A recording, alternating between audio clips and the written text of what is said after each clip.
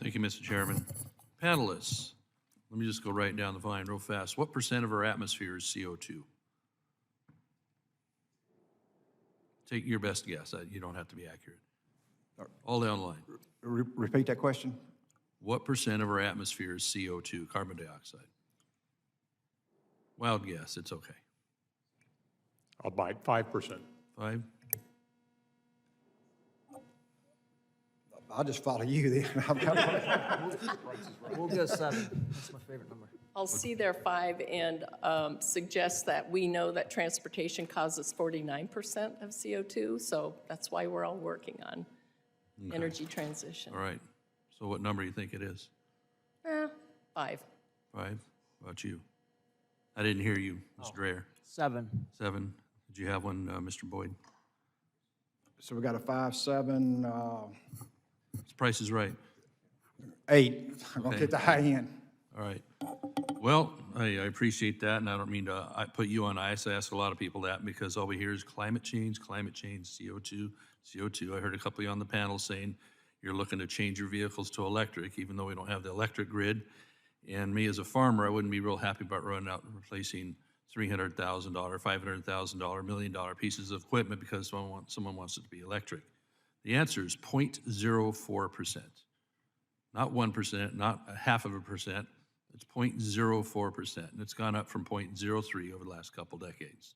This is what we're being all contorted into doing, is this tiny change in CO2. If we get below 0.02, plant life starts dying off. So let me ask Mr. Boyd, what are a lot of your vehicles Tier 4 already, or the vehicles that you know about in the industry? Yes. All right, so that's the cleanest burning diesel equipment you can get, right? Yes, sir. All right. How about Mr. Dreyer? What do you think? Yes. Okay. So why would anybody be anxious to go out and change out all those vehicles that you've been upgrading? In my home state of California, CARB has eliminated lots of equipment. Trucks, you know, we're down at least 70,000 truckers, and all because they don't make a mandate for a 2011 and newer vehicle. And so it's going to be harder to get things from the ports, all that. So anyway, I just wanted to underline that as we all get all giddy about trying to make everything electric, especially in my home state when they're shutting down the power grid and taking out hydroelectric dams, and they barely kept in place the nuclear power plant for an additional 5 years, which is 9% of our grid. I don't know how we're going to do this. I don't know how you guys are going to do construction out in remote areas where there isn't power lines yet nearby or what have you in order to charge this stuff. Maybe you'll bring generators. So anyway, thank you for letting me rant on that a little bit. Mr. Boyd, what are some of the challenges of trying to get permits to get stone, sand, and gravel available, especially like in places like California where just a few years ago, and I don't know what's current now, but in order to get these products into the Bay Area, they gave up getting it locally. They barged it in from British Columbia and stuff like that. Yeah, and I think that goes back to what we talked about a while ago on Buy America. Using your district as a great example, if these exclusions are not made on the construction materials end, I don't know how your district's going to get any projects done, just due to the permitting issues that you currently have. You have no other option but to bring it in outside of America. From somewhere else, a long ways away, longer transportation, right? Oh, no question. Yeah. Mr. Dreyer, when we're talking about the Infrastructure Act here, where there was attempts in this committee, attempts in Congress to make it not what it ended up being, at least on the highway section, but get rid of the ability to add highway capacity,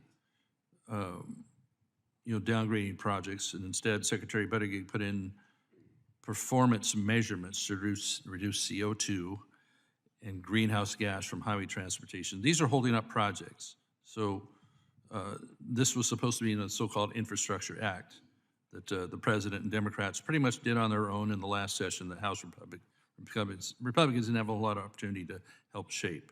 So the intent of Congress ended up being, by the time it got through the House and the Senate, to do a bill that would be a little more broad in transportation projects.